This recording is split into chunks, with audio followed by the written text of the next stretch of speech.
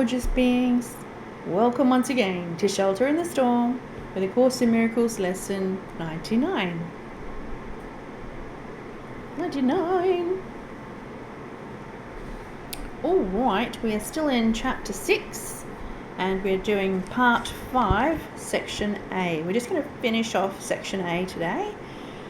So just so that it's nice and neat, I'm just going to repeat the previous passage 4, so we'll just do 4, 5 and 6 tonight. That'll be a page of the text. Okay, it's worth repeating too, verse 4. It's really quite a good one. Let's go. To the Holy Spirit, there is no order of difficulty in miracles. This is familiar enough to you by now, but it has not yet become believable. Therefore, you do not understand it and cannot use it. We have too much to accomplish on behalf of the kingdom to let this crucial concept slip away. It is a real foundation stone of the thought system I teach and want you to teach. You cannot perform miracles without believing it, because it is a belief in perfect equality. Only one equal gift can be offered to the equal sons of God, and that is full appreciation. Nothing more and nothing less. Without a range, order of difficulty is meaningless, and there must be no range in what you offer to your brother. The Holy Spirit, who leads to God, translates communication into being, just as he ultimately translates perception into knowledge. You do not lose what you communicate. The ego uses the body for attack, for pleasure, and for pride. The insanity of this perception makes it a fearful one indeed. The Holy Spirit sees the body only as a means of communication, and because communicating is sharing, it becomes communion. Perhaps you think that fear as well as love can be communicated, and therefore can be shared. This is not so real as it may appear.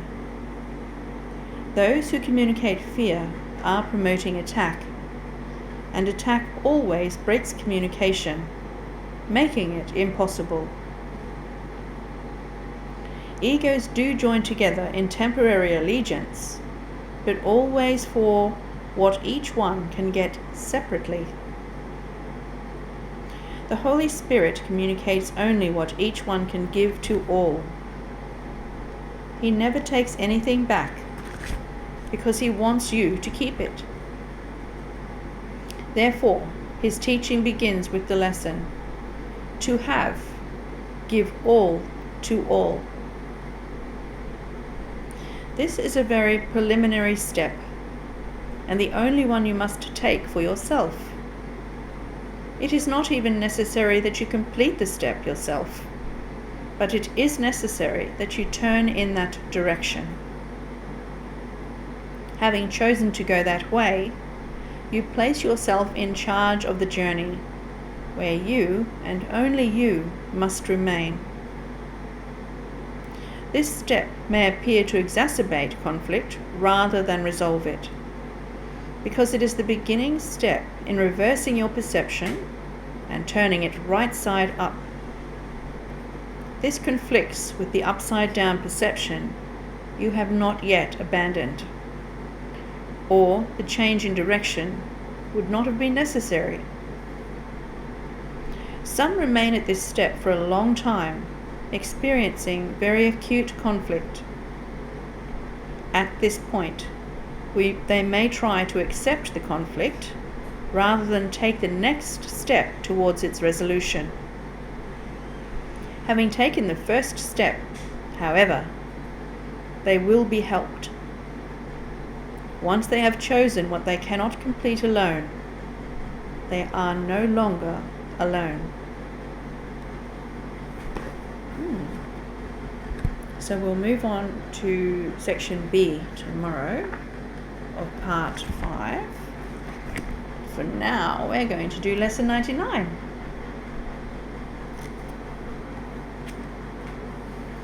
Salvation is my only function here.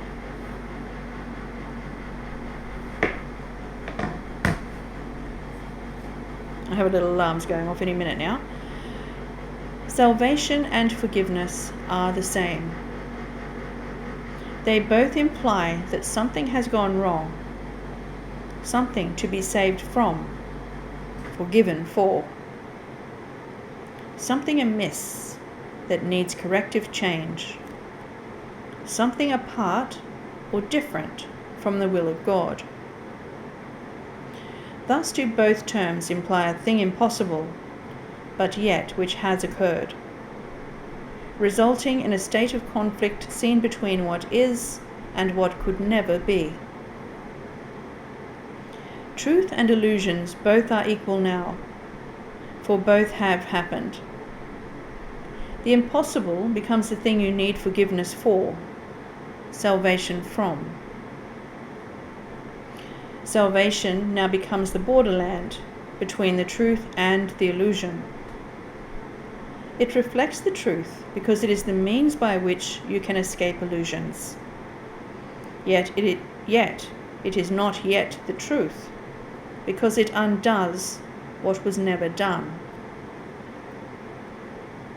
How could there be a meeting place at all where earth and heaven can be reconciled within a mind where both of them exist?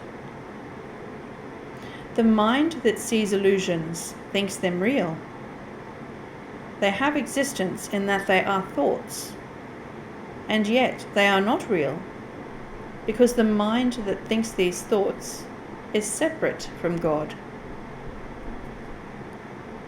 What joins the separated mind and thoughts with mind and thoughts, which are forever one? What plan could hold the truth inviolate,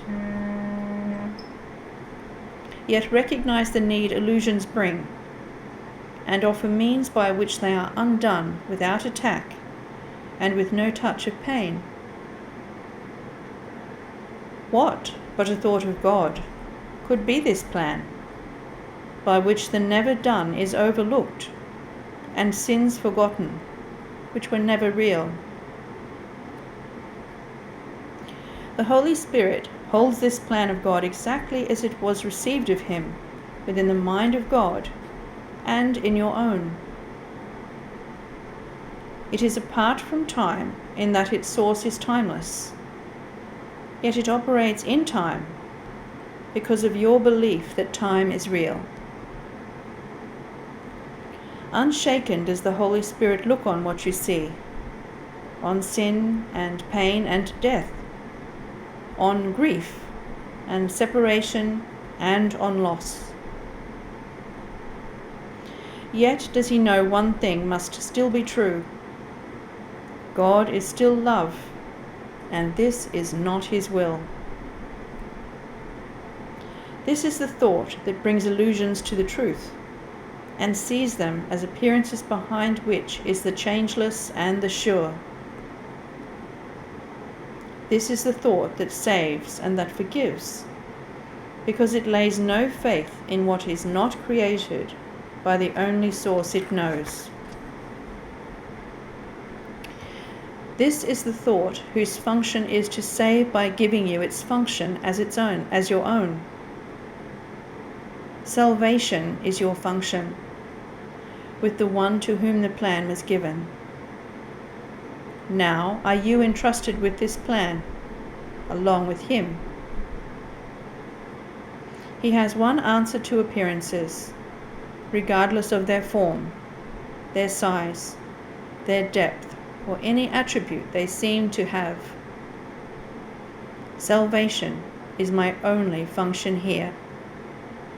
God still is love, and this is not His will. You, who will yet work miracles, be sure you practice well the idea for today. Try to perceive the strength in what you say. for these are words in which your freedom lies. Your Father loves you. All the world of pain is not his will. Forgive yourself the thought he wanted this for you. Then let the thought with which he has replaced all your mistakes enter the darkened places of your mind that thought the thoughts that were never his will. This part belongs to God, as does the rest. It does not think its solitary thoughts and make them real by hiding them from him. Let in the light, and you will look upon no obstacle to what he wills for you. Open your secrets to his kindly light, and see how bright this light still shines in you. Practice his thought today, and let his light seek out and lighten up all darkened spots, and shine through them to join them to the rest. It is God's will your mind be one with his. It is God's will that he has but one son. It is God's will that his one son is you. Think of these things in practicing today, and start the lesson that we learn today with this instruction in the way of truth. Salvation is my only function here. Salvation and forgiveness are the same. Then turn to him who shares your function here, and let him teach you what you need to learn to lay all fear aside, and know yourself as love, which has no opposite in you. Forgive all thoughts which would oppose the truth of your completion, unity, and peace. You cannot lose the gifts your Father gave you. You do not want to be another self. You have no function that is not of God. Forgive yourself the one you think you made. Forgiveness and salvation are the same. Forgive what you have made, and you are saved. There is a special message for today, which has the power to remove all forms of doubt and fear forever from your mind. If you are tempted to believe them true, remember that appearances cannot withstand the truth these mighty words contain. Salvation is my only function here. God still is love, and this is not his will. Your only function tells you you are one. Remind yourself of this between the times you give 5 minutes to be shared with him, who shares God's plan with you. Remind yourself, salvation is my only function here. Thus do you lay forgiveness on your mind, and let all fear be gently laid aside, that love may find its rightful place in you, and show you that you are the Son of God.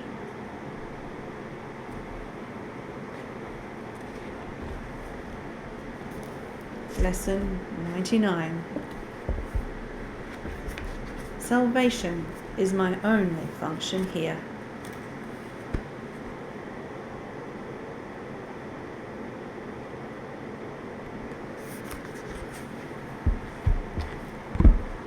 You are blessed beings. Indeed, I am that one you know as Jesus. Forgiveness and salvation are one, because when you practice forgiveness, you no longer argue with what is. What is being manufactured and created from the collective mind of the Son of God? You experience the results via the effects of your thinking, belief system, and values. There is no point to argue with reality, because it is the result of much rumination. It is like having a mold that produces a candle. You examine the candle and see a fault. You try to fix the candle. You shape it, you sand it, and you smooth it until the fault has gone. Then you make another candle, but it has the same error in it. So you must do the work again. You must shape it, sand it, and smooth it until the error is gone. This is what you consider problem solving in your daily life. When you use the mold to make another candle, lo and behold, you have another faulty candle. This is what most of you do. Every day you encounter problems that are distortions of the one mind of which you are a part. But you do not change the mold. The mold is what we work on here. That is why your life gets easier and easier when you choose forgiveness. Forgiveness changes the mold. In forgiveness, you no longer choose separation. You no longer remove yourself from love and your brothers and sisters, which are also love. You remove the error from the mold. You now produce a faultless candle. Your life becomes increasingly faultless. In A Course in Miracles, this is referred to as the happy dream.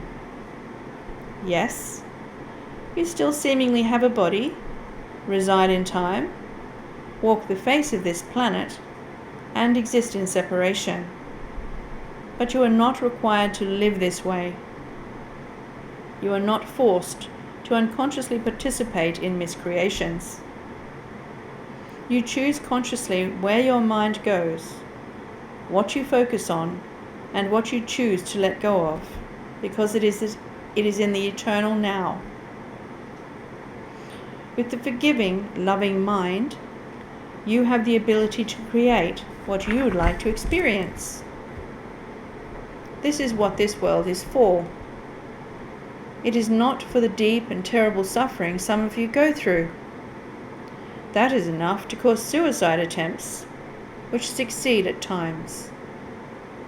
It is not designed to be that way. You were designed to live a happy existence of separation, playing out the games you want to play for a little while, until you tire of them. Let us get you back into a place of peace.